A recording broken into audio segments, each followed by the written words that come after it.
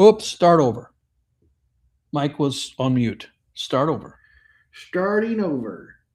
Sid is still here. I think I was on mute, so I was just flapping my jaw. Nothing was coming out. But I'm unmuted now. I That's think. my fault. I'm sorry. But hey, that's what Sid gets. Sid's the new guy around here in these parts, and he just does what he can for the love of the game. No sugar, no cream, coming at you live. I'm done with this character. So I'm going in and out of the list, and it just sounds horrible. I'm like I can hear myself. Like, gosh, that's horrible. But Uh, I did get I was unmuted, so I'll blame you for muting that. For muting that, I don't blame you one bit. But anyways, I think I'm done. I'm checking out, Tim. I think you're out to clear this podcast. you're out of this podcast? I feel a headache coming on. Well, I have double checked everything. We have audio now. Everything is good, but Well, you get back to me, Tim, when you triple checked everything. I don't want any mutant issues. There might be a mutiny on our hands. These glasses are fun. I gotta put my wig back on. I got another outfit coming. Supposed to come today, but probably because of the weather. We haven't had mail for the last couple of days because of the weather. Because you know how it is. These people can't handle the snow. We're down here in the south where it doesn't snow. It doesn't snow in the south, Tim. Where are you from? I heard you're from South Dakota. I am from South Dakota, Sid. Yes. Don't say I didn't warn you, or something like that. There's a song in there. There's a song in there, Yes. ladies and gentlemen. It's a good song. But yeah. Anyways, I don't know what I'm doing. I don't know what I'm doing. I'm out of control. Guys, we survived the winter wonderland of the weekend. Came in hot and heavy Saturday, and uh, snowed us in pretty good there. We our power ended up going out like early, probably like 3 or 4 o'clock in the morning. Um, Are you sure? yeah, because I'm usually up at 3 or 4 in the morning. Well, power was So out it at had 3 to in the have morning. been Power was out. or somewhere probably sometime Well, between 3 and 8. Because I mean, you were 8 o'clock is what the security thing said. 7:40. you got an exact time. Well, there is a battery charge there, but it said that it went on battery charge around 7:40 in the morning. Okay, so I'm guessing that's probably the time the electricity went out then. Yeah, Well, makes unless sense. it and then battery power was drained. But I don't know. It might have been on battery power for a I'm just while, but I'm just trying to pull fake facts out of my booty. So I have no idea. Like, seems like you have the correct information. You have an accurate an accurate. well, I do reading. have a record, but whether it's when the actual Yeah, when the yeah. Well, power went out we lost it for so was it so came on about 3, 7. So that wasn't too bad. about 8 hours. Less than 10 hours. Yeah, Yeah, about 8 hours. 8 hours, not too bad. I was thinking But it was out for at least 12. there were 250,000 people that were still out I thought we were last gonna be, night. I think last night in the news it said, so Yeah, there was thousands of people without power. 200,000, over 200,000 Right. still without power last in night this at county, the that's news. probably how many people live in this county is 1 million. So probably a fourth No, in no. this whole county. You don't think? Because what? It's 600 in Nashville, right? And then the surrounding areas, like The we're surrounding not- areas, I think, is 1.8 million. right. So that's gonna be a good portion of this county, right? What is the name of this county? Because Davidson. Davidson. So yeah, that's who. What is the guesses for what the population of Davidson County is? Because Davidson is like just perfectly over. Well, why are you Nashville. saying by the county? Greater Because- Nashville, The Greater Okay. Nashville area? Yeah. the population of the Greater Nashville area, which is Nashville, Davidson County, Murfreesboro, Franklin, is over 2.15 million. So it was 1.85 when I moved here. So I guess it's grown that much. I've been here 8 years now. So when they were saying 250,000, they're probably talking about the Greater Nashville. I'm thinking area. so. Yeah. But I don't know. So let's see. With that, then that Davidson probably could be 1 million people then.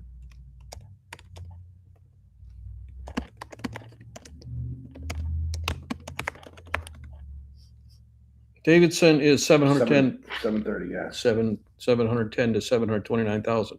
It's the warring battle of the Google speed. But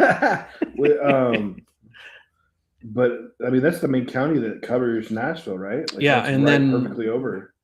And then Williamson is south. That's Franklin, and then Murfreesboro. I don't know what county Murfreesboro is, but they have a technical, great. They have defined these metropolitan areas. DMA's designated marketing area, or MSA, is a couple. I don't know if there's a difference between DMA and MSA. I know what a designated marketing area is. An MSA smaller than a DMA? I'm going to check that right now. Well, here's a fun one. We should throw our guesses because we don't know how big the borderline of Antioch is. What is your guess for how big Antioch is? Okay, here we go. Metropolitan statistical area. Okay. Is generally smaller than a designated market area. So MSA is smaller than a DMA. Okay, and what's the differences between those two?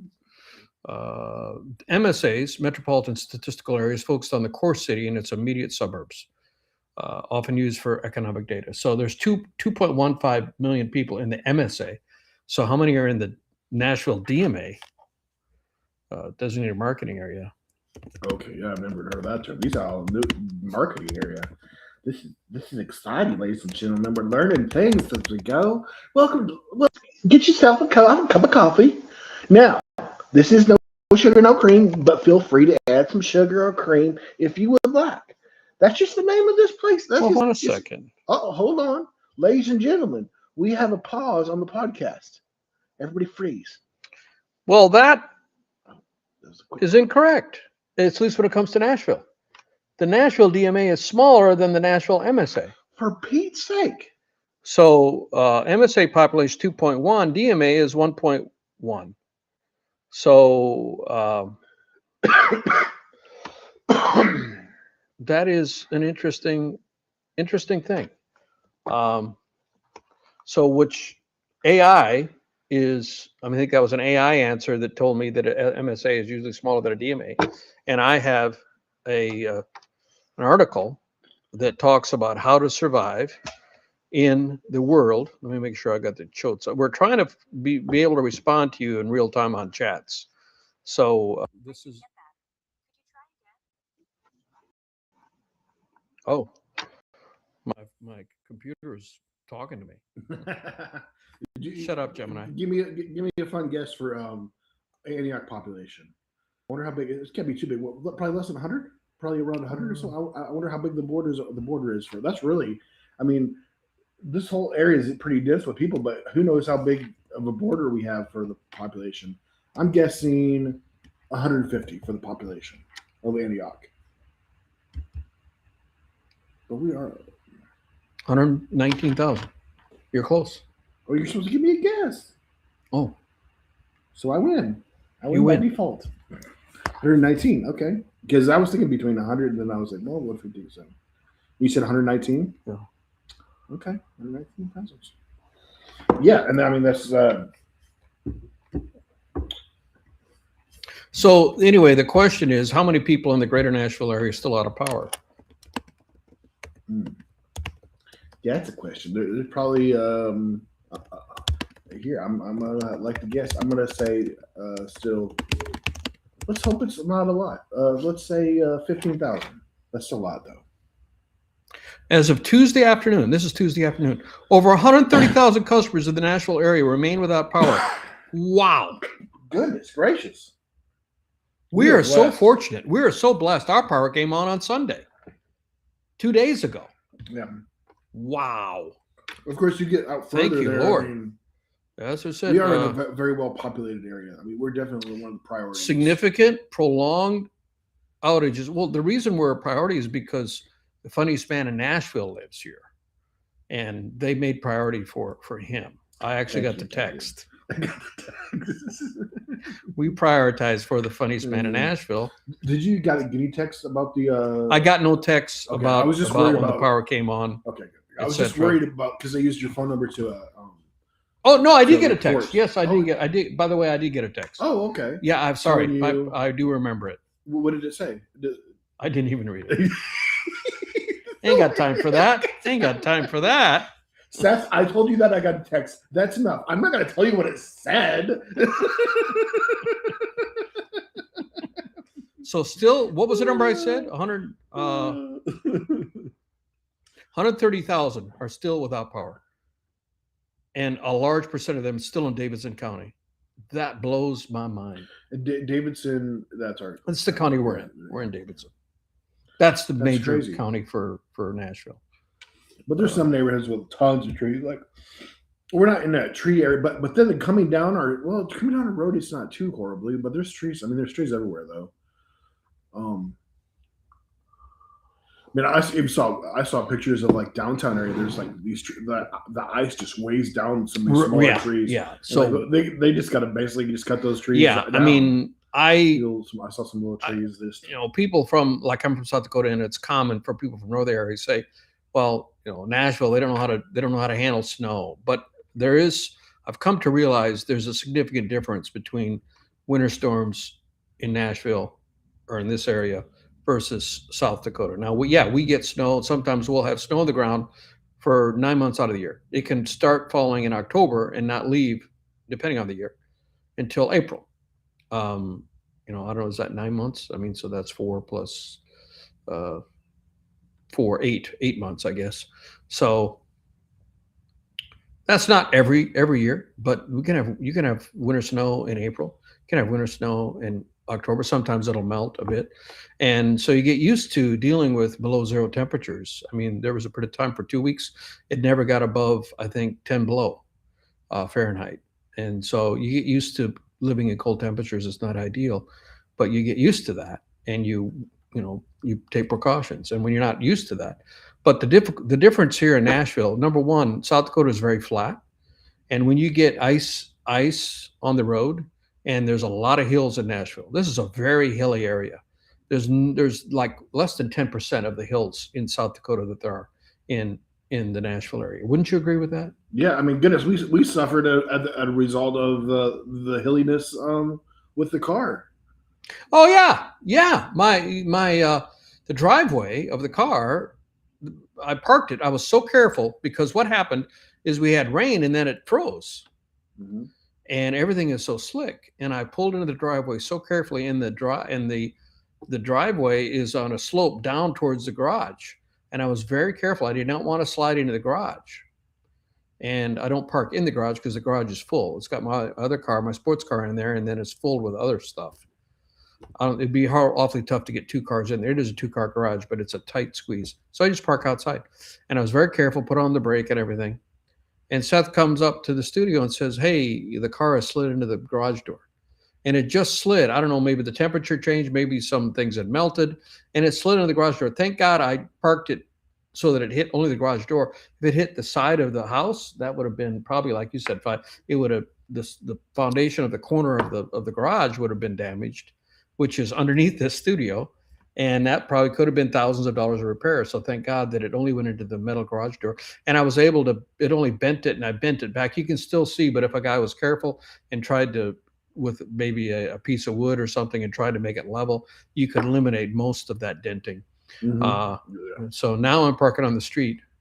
I'm not chancing it anymore. So yeah. You should be fine now. But yeah, it must have just been some black ice, or, I don't know, maybe... Yeah, it was kind of weird though. If you didn't see any ice, it melted and rebuilt. There just must have been some black ice, or just freaking nature's weird. I was in park. Yeah, I was looking where it was. There's some ice further back, but even where you were at that point, like I don't think there was any ice under the tires. It's not good. I mean, you don't want to. Now I've got a. My garage door's got a little bit having a bad day or anything, because I was pretty impressed how you took that like a champ. Like, stuff happens, but too, I mean, like it's. Well, if you had parked the car, that'd have been a different situation. I'm kidding. Hopefully, I would have reacted the same way. I parked the car. Yeah. Oh, I mean, definitely would have been a lot different, because I would feel horrible and be responsible. Like, I mean. Well, I'm glad I parked it, not you. So AI just gave us incorrect information when we Googled if an MSA was bigger than a DMA, and it said, at least in the city of Nashville. And so I have an article here from one of my favorite writers. He writes about music. He's a jazz musician. His name is Ted Goya. And I pay for a subscription to get, or Glola. Well, maybe that's an L or not an I. I guess it's Glola. And he writes, I mean, is it okay if I talk about 10 survival skills in AI-controlled society? Okay, let me just put a little warning in here. Warning, ladies and gentlemen, the rest of this podcast will be a story that you... Well, no, I'm just kidding. Okay, I'll try to make it quick. This is you've done this before on. This is the same guy, right? Same guy. I've talked about Ted before. Yeah. He's a deep thinker. He analyzes things, and he's also a musician. So sometimes he talks about music. Sometimes he talks about society, and talks about like the future of the music business, different things. And anyway, he says, you want to hear a horror story? Starts off by saying, forget vampires and werewolves. Instead, talk to a young person about their job search. People that have paid for college and have a six-figure deficit, a debt that they owe, and they can't find a job. They said AI is already replacing entry-level openings. And it used to be the best job, maybe 5 years ago or 10 years ago, the hottest major you could get is the IT. Now, it's like an anchor around your back, because IT is or AI is replacing all these AI jobs. Here's some people. I just checked my bank account. I only have $100 left. I've sent over 400 applications. My hope is running out. Here's another person. I can't get first round interviews. Here's another one. I put in 100 applications a day for jobs I'm overqualified. Here's another one. It's been 5 months and I'm still unemployed. I can't find a job anywhere with hundreds of interviews and every manager saying they don't need employees. If this continues, I'll be homeless. I am poor and broke as of now. And I can only imagine these people with six-figure low. Now I would say, because I hear this 1,000 times. Before you even get to the thing about the AI, I feel like you got to definitely, when you're getting a degree, make sure it's something that is needed. I used to think that too, but these are IT degrees, which used to be the hottest ticket just a few years ago. Oh, right. So I guess that even you got to take that into account too, though. Yeah, now too. Even the STEM jobs, even the STEM being science, technology, engineering, and math, even those are being replaced by AI. And he says even I could share hundreds of stories like this. Ted says even a degree for the high status institution doesn't guarantee success. 23% of Harvard Business School graduates are still unemployed 3 months after getting their degree. 23%. That's a quarter of them. So this is something that's already rapidly happening right now. Rapidly happening. And compare this. So this is jobs. So 2022, that number was 10%. We're talking Harvard Business School. Harvard Business School, the creme de la creme. And a fourth of them can't get a job now that's only after 3 months. So unemployed after 3 months, but that number went up from 10% to 3 years ago. So that's 2.5 times the number of people who, now still the majority of them have jobs, but it's climbing. It's so interesting. So basically, I mean, if I think about it, to an extent, AI is a very smart Google. So a lot of these people were kind of just Googling for their job. Well, we're going to get into a little bit about that, because he's going to talk about things that AI can't do or AI doesn't do well. And then here's another one. Stanford computer science graduates are discovering their degrees no longer guarantee jobs. Again, we're talking about computer science, IT, which used to be the hottest. You used to be able to graduate, I think 3 or 4 years ago, the starting salary for a bachelor's in IT or computer science could be 6 figures. It was the highest paying job out with a bachelor's degree. And now they can't even get a job. That's a rapid change within the last, say, 4 or 5 years. And it takes 4 years to get a degree. So the time you get the degree until the time you graduate, it's like turning a big ship. You can't turn on a dime once you commit to it, and you're half the way through, and you've already got, half of your student loans that you're going to have to pay. Anyway, Stanford computer science graduates are discovering their degree no longer guarantees jobs, as AI coding tools now outpace entry-level programmers. Tech companies are replacing 10 junior developers with just 2 experienced engineers and an AI agent capable of equivalent. What does it mean by AI agent? AI. It'd be not AI. It'd be a AI. So those two people computer, are a computer. using Two people and using an AI computer, Okay. AI program, AI. Hmm. So what do? What are the job skills that you can survive in an age of AI? Trust. This is Ted says. Trust me, they exist. But by reckoning, these 10 skills would do just that. Be more valuable when the bots take over. Well, here, what's the first job you think of when off the top of your head? Well, he's not talking about specific plumber. Oh yeah. I was Car therapist. repair. I would say therapist. Therapist. Which You're on it, man. You're on it. Yeah. Yes. That's which the sad part is there is people that are willing to use even AI as a therapist, but nobody a therapist is becoming did more you and did more I did you read this article? Are you setting me up perfectly? No. Definitely mental illness is becoming worse and worse. Mental health, and as we're becoming more of an AI, I just see it getting worse. Worse. AI can't do that. AI can't help with that. Right. And okay, here are and he's saying skills. He's not saying jobs.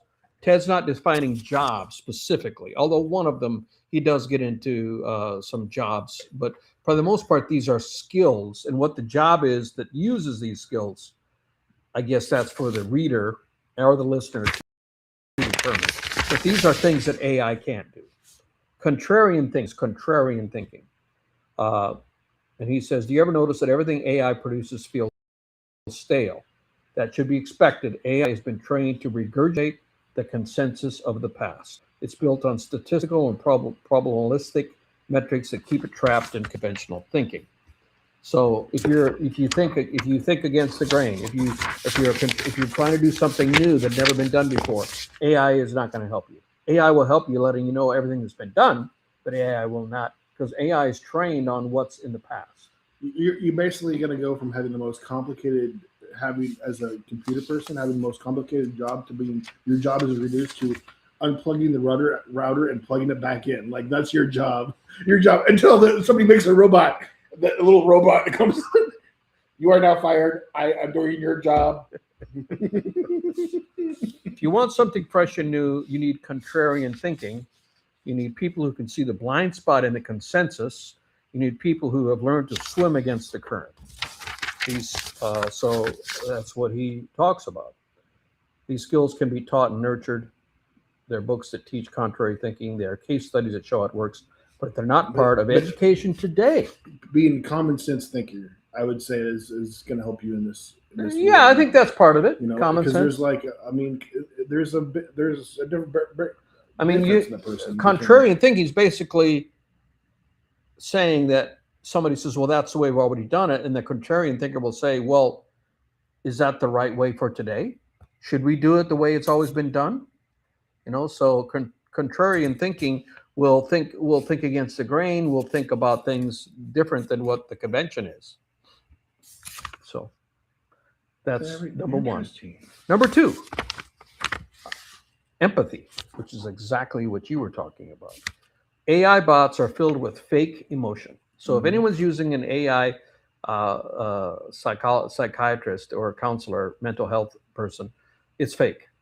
They use feeling words, even though they lack those very feelings. And if you think it's really working, that's because all it's telling you is, how does that make you feel? That's all it's saying to you. AI can say that. They use feelings, words, even though they lack those very feelings. They're demonstrably sycophantic. Sycophantic meaning that you follow. A sycophant is a fancy word for meaning you're a kisser. Prone to what a sultry person would describe as kissing, butt kissing. Booty kissing. Booty kissing. We are PG here on No Sugar, No Cream. Empathy. AI does booty kissing type of feelings. Yeah. This is creating a massive. So he says this is creating a massive shortage in empathy in today's society. If you could measure it, it would be as big as the national debt. That's interesting. Shortage of empathy. We're doing smart things here on No Sugar, No Cream. So if you can be a real person and connect with others with real feelings, you will be in demand, and no large language model can replace you. So I'm glad you put your glasses on. You look so much smarter already. Number 3, and this is kind of describes a job, hands-on skill. Can AI fix a leak in my plumbing? No. Can it trim the trees in my yard? No. Can it replace? Well, maybe at some Slowly point, but surely. maybe one day. Goodness. Trim the hedges? Maybe. Can it replace my stovetop? Can it tune my piano? No, it can't. I have to pay actual people to do this. They are in short supply. As I write this, my stovetop isn't working, and the highly paid repair guy keeps telling me I'll get back to you soon, but he doesn't. He has too many other clients. There are 1,000 hand-on skills like this. So plumber, electrician, those sort of things, is going to be really tough because each job is different. Fixing now, maybe at some point, if you could use some kind of automation for new buildings. If every building is exactly the same and it's worthwhile to train a robot to do that, okay. But for existing buildings, everyone's different. You're going to need a real person there to figure out, where the plumbing goes and what the problem is and analyze it. So hands-on projects, hand-on work, fixing things. Here's another one. This is number 3. Are we up to number 3? Whatever we're up to. Number 4. They're not numbered, but this is the next one. Reading the room. This is interesting what he says. AI has truly been created in the image of its makers. People like Musk, Peter Thiel, Altman, Zuckerberg may be smart, but their people skills are horrible. Mm-hmm. Oh my goodness, yeah. They just can't read the room. And now they have unleashed AI rots on us that are similarly clueless. It's almost laughable how badly the bots fail to detect nuance in tone in their interactions with people. So people who have the necessary soft skills, understanding body language. AI can't understand body language. Tone of voice, gestures, facial expressions will be essential to the smooth functioning of society. AI can't read the room. Moral compass. AI can talk about right and wrong, but it lacks a conscience. It can talk about ethics and moral values, but it doesn't possess them. Yeah, they've already been lying. Yes. That's been a big, huge issue. Yes. We'll make up stuff. Make up stuff. Just make up stuff. You can't trust them. It's crazy. It can talk about, if you give your word and keep your promises, you already have an edge over the machines. If people can trust you to do the right thing, you will always have a job. So nurture your moral compass, Ted says. It's the foundation of everything and not just in the workplace. So next one, listening. These are kind of overlapping in a way. These are human. Just be a human. I mean, a bunch of these. Be a good human is basically what it kind of summarized down to. Listening. Love your neighbor. AI doesn't listen. It merely responds to prompts, and it does it in the most disinterested way possible. But people aren't much better. Even the professionals who should be listening, doctors, lawyers, ministers, educators, can't be counted on to hear what you have to say. Even rare people who not only hear, but probe to discover what's behind the words you say and find the truths, like struggle to express. It's like, you may have a mental health counselor and they're saying, how does that make you feel? And they're not even really listening. They're just spending the hour and then, time's up. I'm sure there are people like that or checked out. I mean, so if you're actually listening, and here he has a chart that shows, and I don't know where this is from the Financial Times, the growing importance of social skills in the labor market, and it shows graphs here, and this graph is high social and low math skills, and this is just the low social and high math skills. Going back to 1980, you can see the trends have been going up for people that have social skills, have been going up higher, and this is the hourly wage is going up more. The hourly wage for those who have technical math skills and no interpersonal skills. Source: American Community Survey, the growing importance of social skills in the labor market, 2017. So apparently this has been going on for some time.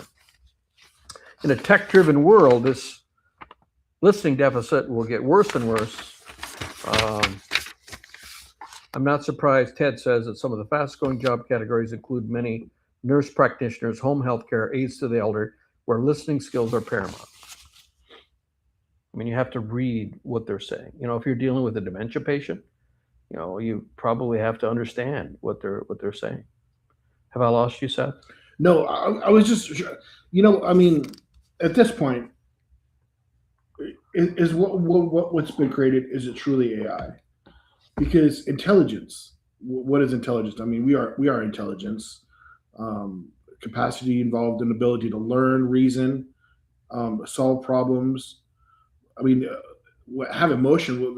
Emotion. I mean, that's not part of the definition that I've seen right here, but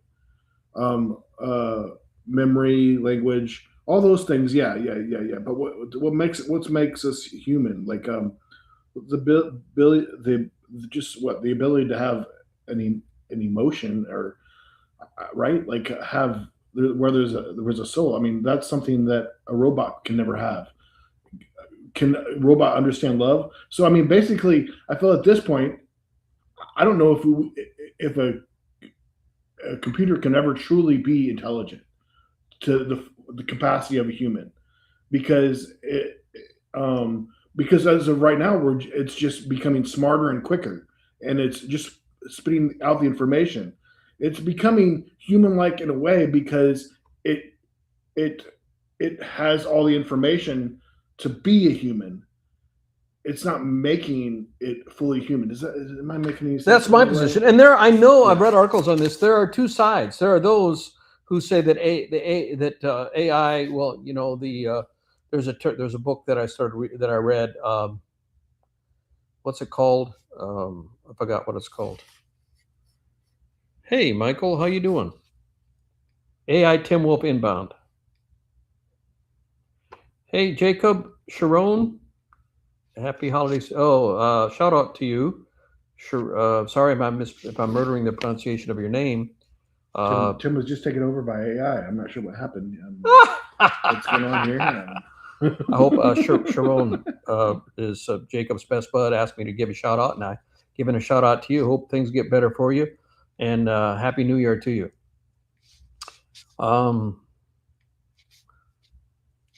Please come home for Christmas. Please come home. All right. So what else? Leadership.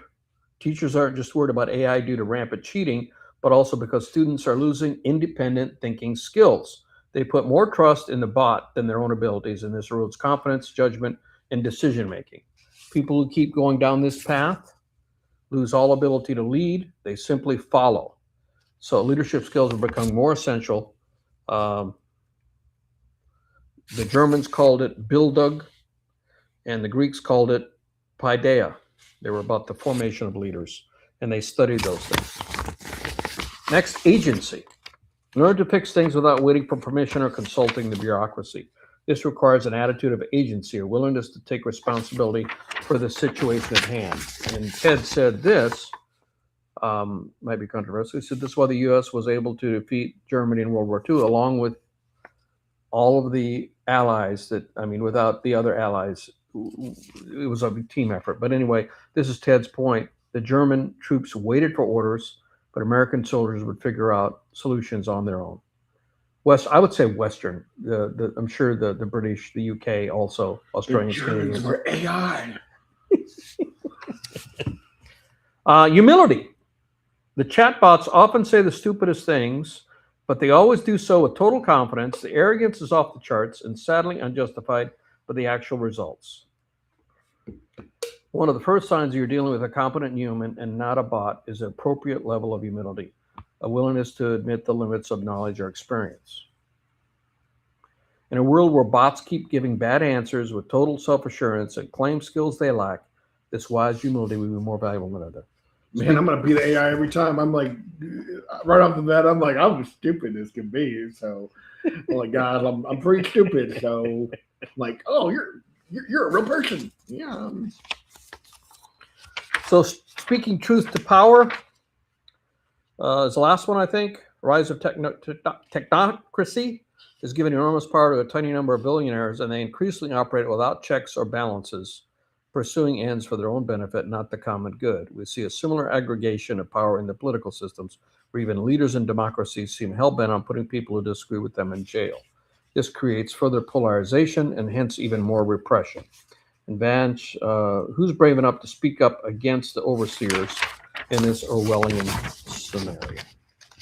So, anyway, that's Ted Gola's.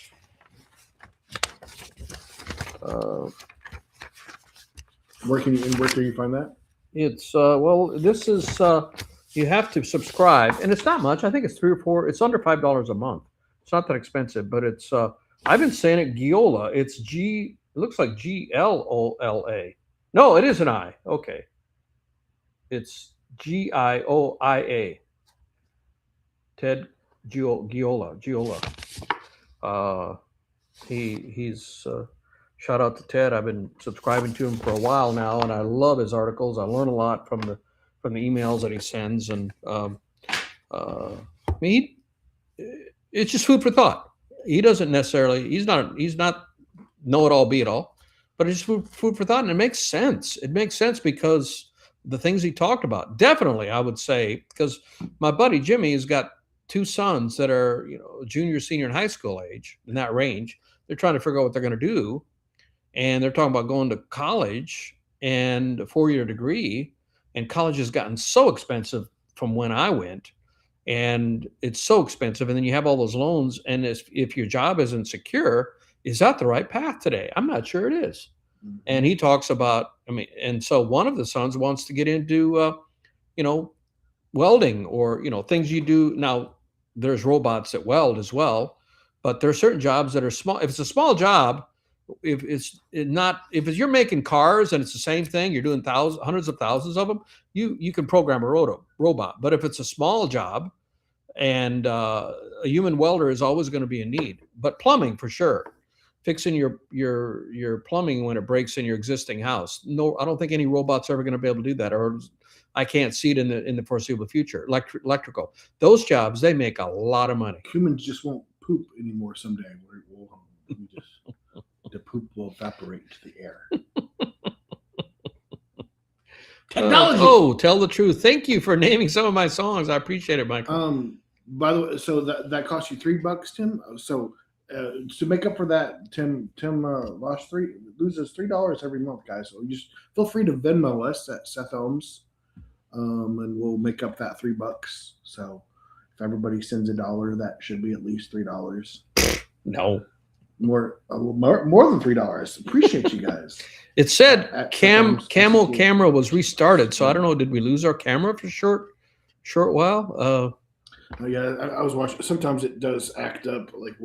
Apologies for that. I take full responsibility, but if we think about it, guys, it's AI's fault. I think everything we learned today, I'm pretty sure we can just blame it all on AI. Be like, honey, why didn't you get anything me for Valentine's Day? It's AI's fault. AI was supposed to remind me, honey. It's not my fault. It's AI's fault. It's going to be my excuse. All right. AI made me do it. I have occupied the podcast. So, Seth, the rest of the podcast is up to you. Right. What you want to talk about. Feel free to take a nap, Tim. I got this covered. We're going to talk about numbers. My favorite number is 7. You're welcome, Jacob, by the way. What? Just ignore. Just ignore? No, Jacob asked me to give a shout out to his friend, and I did. Oh, well, that's And he so said nice. thank you. And Jacob, I said, you're welcome. Do you have any questions for us? Anything he wants to talk about? What's your favorite color?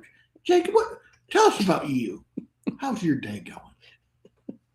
Are you still at work? Are you headed to work? Are you sick? On a scale of 1 to 10, how annoying am I?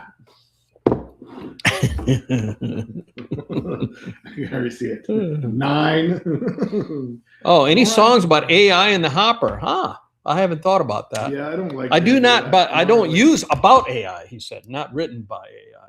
I think is what he meant, about AI. I don't use AI, by the way, just to clarify. I don't use AI at all for any of my song production. Career suggestions for your friend. Well, as I said, I don't know how old your friend is, but I would definitely look into the trades myself. I mean, especially if you start a plumbing or electrical, and you can be an entrepreneur and have a company and have other people working for you. You have to be licensed to do those things. And HVAC, I mean, people, heating and ventilation, air conditioning, They mint. Basket weaving. It's untapped. It's untapped, ladies and gentlemen. Basket weaving. No. 0 out of 10 ignoring. I don't recommend underwater basket weaving. I've heard that's pretty tough.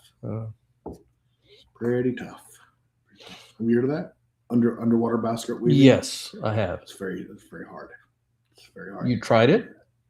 No. I think this is just like what is the joke use? thing. How is it? I know it's a joke. Right. I know it is. So I found that out when I tried to sign up for it in college.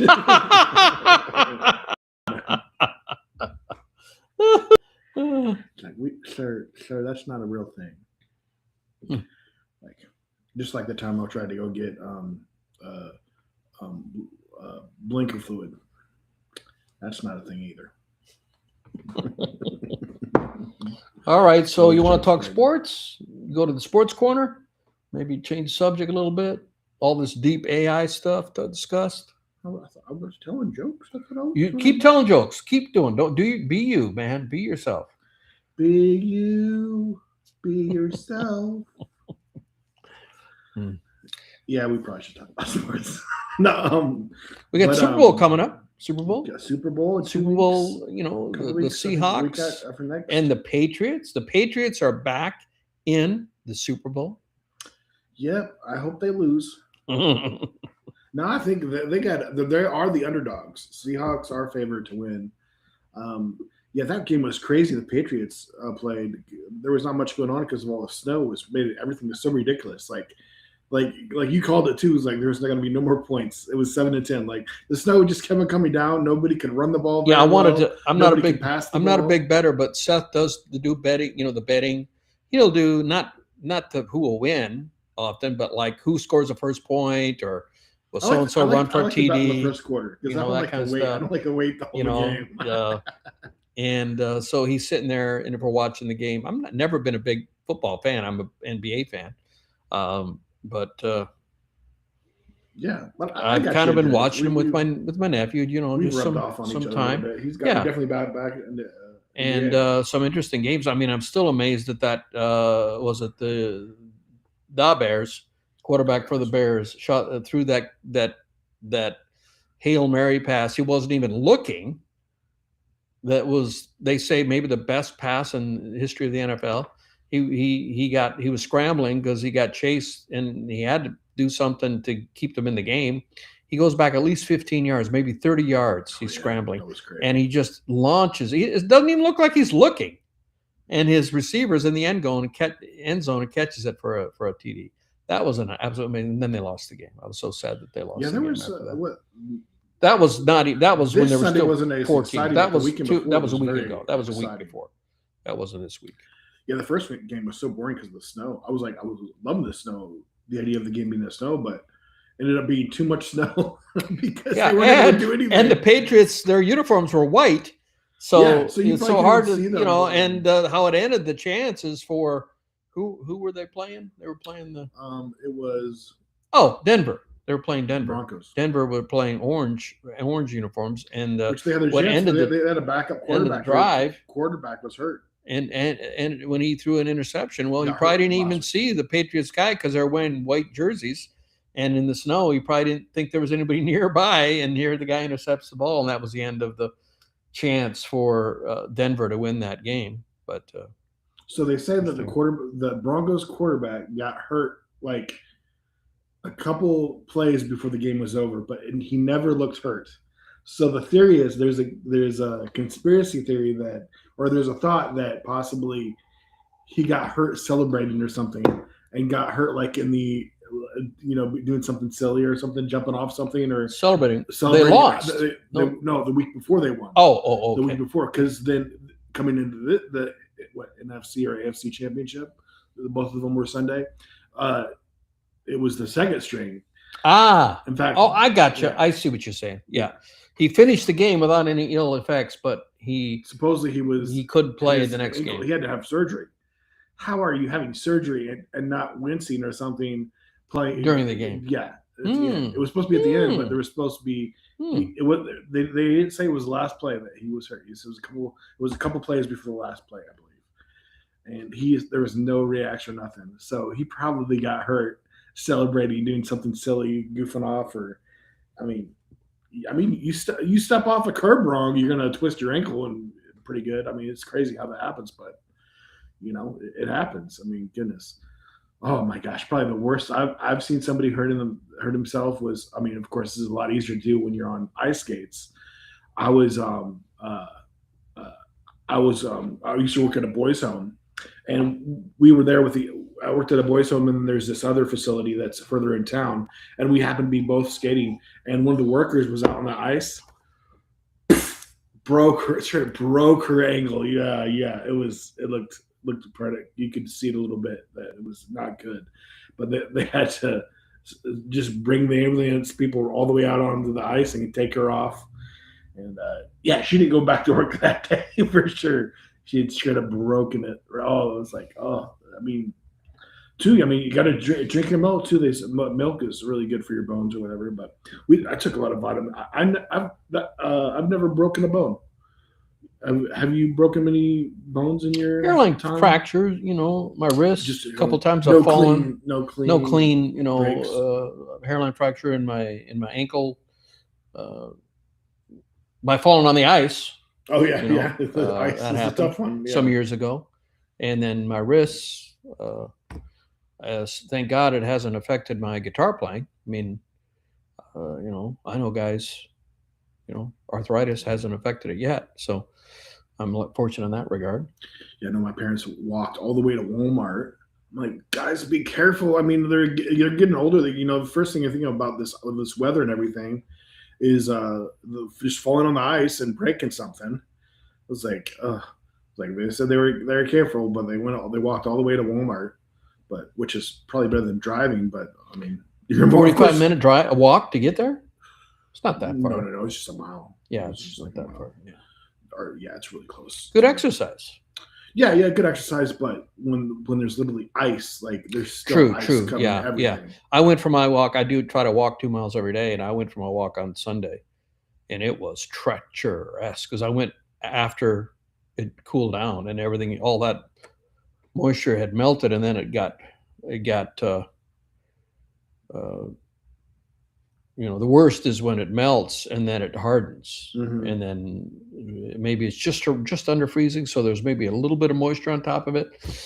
That's the worst. Yeah, it's just deathly slippery. So, I'm really sad to hear that. What was the number? 200. How many people in Nashville still are without power? Yeah, it was over 100,000. It was. No, it was 107. It was over 100,000. Yeah. That are still without power, and so we're so fortunate, And well, we definitely found out that we'd be straight with the gas came on no problem, and boy, that could heat up the house in 5 minutes. Yeah, have a gas fireplace in the house. Was fantastic. That was nice to turn that on. At least it's on the other end of the house from where my bedroom is. So if it really got cold, I would have had to sleep. Oh, no, I didn't. I wasn't cold in my bedroom. Okay. It wasn't that cold outside. Because you even turned it down overnight. Like, I mean, like. No, I don't touch the thermos. Turn what off? No, you turned. I turned the fireplace off. Yeah. Because the thermostat is in the other end of the house, so that area was really hot, and it didn't stop the furnace from going because it didn't reach, the thermostat. It didn't reach all the way over there, did it? Okay. Yeah. So that room where it sat was warm, quite warm. So I thought that was a waste of doing that. I wonder if we stuck a box fan and pushed heat that way. Possibly, yeah. Because man, that heat is dense. I feel like it would just carry that heat really well to your room, just with one box. Yeah, there's theories about gas heat. Is it got a different heaviness, weight to it than say? Oh yeah. Different types of heat. You got radiation heat that you can have. Some people have heated floors, water pipes in the floors, and that's a certain kind of heat. And then you've got when you've got circulatory air, that's a different kind of heat. Or if you have radiators right in the older houses had radiators, and that was a certain kind of heat. And there's more substance, I think, to radiant heat than there is to the heat that comes with from the Yeah, air blowing. the gas, And the gas has just got just a has lot weight of to it. You can yeah. feel it You in can your feel it, and it's face. good. It's a It's positive, right? fantastic. Wouldn't you say? Oh, I Yeah. love it. I love it. Yeah.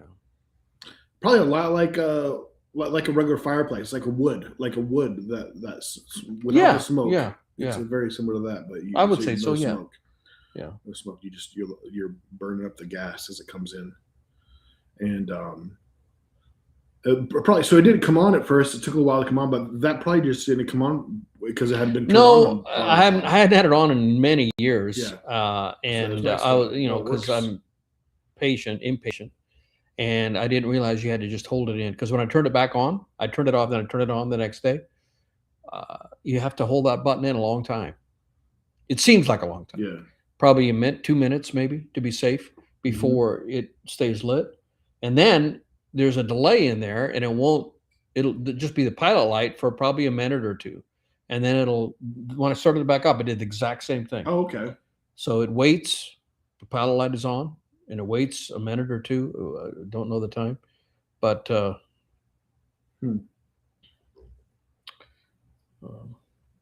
then it was interesting. We were interested, like, will it still come on? Does igniter, how does the igniter get, what kind of igniter?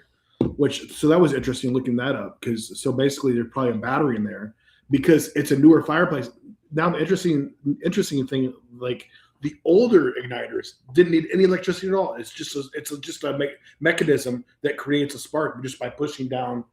So, but that being new, it probably needs a battery. But nothing things work better back in the day. But if you had an older one though, you didn't need any fireplace. But you could end up one that has electricity part of it. Like there's ones with the remotes, and there's a chance that those have power. But I guess most of them still have that battery pack. Maybe there's like this one probably had a battery pack.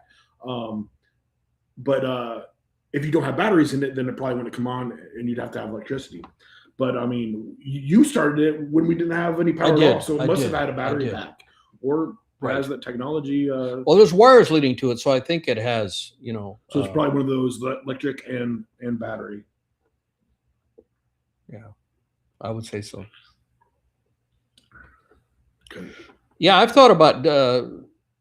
Someone asked about diesel. I've thought about diesel generator. People have generators, and we lose power like once every 2 years, maybe. We've lost since I've lived here. I've been living here 8 years, and we probably lost power half a dozen times, maybe. And it usually comes on within a day or two. This time it was 8 hours. And there were people running generators, the small generators,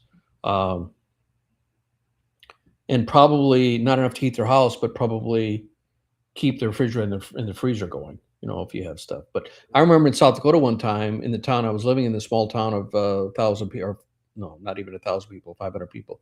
The power was out there one winter for over 2 weeks. Goodness. So yeah, a generator would be quite nice. But I mean, if you really need it, like the local hog farms, they have confined hog farms, and they need power. They had big Caterpillar generators, and those generators are set up so that every month there's a cycle. They cycle and they start up automatically and make sure everything works, and then shut off, and that's all controlled by computer. But that's a big investment, and of course you have to make sure you have diesel in there. And that's when if that was a farm, so they had a lot of diesel. But if you just had I've thought about this, having a generator. I've thought about, you get a diesel generator, you got to make sure there's diesel there, and diesel does go bad over time. But we also have natural gas, so you could have a natural gas generator. But and I've looked this up, and they're saying, yeah, power goes out, you still have natural gas, but if power is out for a week, eventually that pressure goes away because they can't replenish the pressure to push it to you, so you'd run out. It only would work for a few days before the natural gas pressure would dissipate, and you wouldn't have natural gas. So, and then I've also thought about getting, you can get the battery packs. Like if you have a solar, you have a battery pack that goes with it, And I'm not averse to solar. Maybe get solar, but just get the battery packs. But I don't know how long that would last as well. And keep it charged from electricity. And then power goes out, it automatically switches over. So there's different ways of making sure you have power. And I'm not sure which I'm one is the thankful enough best. with weather channels and all that day. We have there's a good chance we have a warning ahead of time for the most part that something's on the way. Right. So we you can could prepare, getting your fuel. getting ready. But who wants to mess with that? Yeah. My dad does have a generator. It's come in handy a few times. But How big is this? A small little one, like a 2-stroke engine? I'm not sure how big it is, but he's able to I mean, at least the bare minimum, cover the bare minimum. I mean, if you like, my dad was a farmer, and I grew up on a farm, and he had a generator that you would pull behind the tractor. I mean, it wasn't that big, but he would have it in the middle of the yard, hooked up to the pole where the power would come in, and you'd switch from that to the pole or that, and you'd have that running there outside. It would be outside, but you have it running nonstop, and you already had a tractor. So you had a tractor because that was part of your job. You just took a tractor that you normally used for field work, and you hooked up to the generator, and that would power the house. And so when that 2-week outage happened, there was no problem. He had power. He just had to make sure to keep putting diesel into the tank. But if you're like, we don't have tractors, we don't have any heavy equipment, and we don't have any purpose for having diesel here. So when you're in a residential area and you're not in heavy, you're not in construction or farming, you don't have that sort of stuff. Thank you. Just use hot guitar licks to stay warm. I appreciate that. Anyhow, so yeah, it's just interesting. The grid going out is something that could happen, and I know there are people that have different preparation tactics. There are preppers that spend they spend a lot of time thinking about prepping for disasters, and maybe if we do have that kind of a disaster, they'll look right. But right now, so far, spending 20, 30 years doing all the prepping, and so far it's been wasted time. But at some point they might be vilified, or not vilified. They might be proved that they were right. Well, yeah. Well, there's different levels of preppers too. I always thought too the extreme preppers, and then I talked to one of my friends he's in prepping, but he went through a natural disaster because he was in New Orleans area when the flooding. He was down in Louisiana when that big flood came through, and he wasn't prepared for that, and that turned him into a prepper just for the idea of being prepared for like natural disasters, having whatever you need if the area is going to be flooded, having the food ready and stuff or whatever, because he experienced that. And I never thought about, that's a form of prepping too. That's just your basic like. But still, even I mean, even a can of soup doesn't it has an expiration date, does it? You can't buy it and leave it for 10 years and expect it to still be good. There are things that have long shelf lives, but the shelf lives is shorter. Mm-hmm. And you can't just do it now and leave it. Right. It's something you gotta stay on top You gotta continue to spend emotional energy and brain power on, which I don't have patience for that. That's why Patience doesn't have time. If you just refer to the name of the last podcast, we defined patience. It's a wonderful terminology and it really makes sense. And I am a fan. Tim has rather than me helping teach Tim patience, Tim has turned in. I have adapted Tim patience to my own.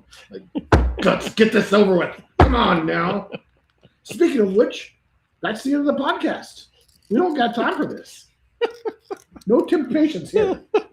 We appreciate you guys. Thanks for watching the podcast and staying tuned. Feel free to share the podcast with your friends. Follow us on Facebook and Instagram. Seth Holmes, Tim Wolf. And if you got a question or something, feel free to shout out. We know both you guys are watching us on Facebook, some even live. Appreciate that. So thank you for your comments. Thank you. And we would really appreciate it if you would share the podcast. That's helps us get the podcast out to more people. And then appreciate the few people that we have on Spotify and Apple and Google and here and there, wherever podcasts are for the most part. We will see you guys next time. See you next time. Bye.